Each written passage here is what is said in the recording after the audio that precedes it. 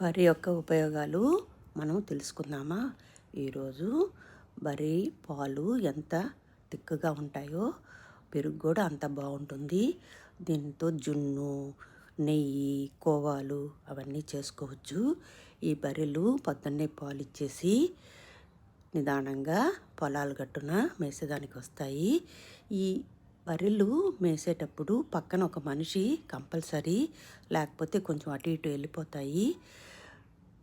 పొలాల గట్టున నీట్గా గడ్డి తిని హ్యాపీగా అవి సాయంకాలం అయితే ఇంటికి 1 by 1 నీట్గా వస్తాయి. అప్పుడు మనిషి ఉంటే చాలు, అవే నేరుగా ఇంటికి వచ్చేస్తాయి. ఇంటికి వచ్చి మళ్ళీ మనకి పాలిస్తాయి. ఎంత ఉపయోగం కదా! ఆ బర్రెలు మనకి ఎంత సహాయపడుతున్నాయి.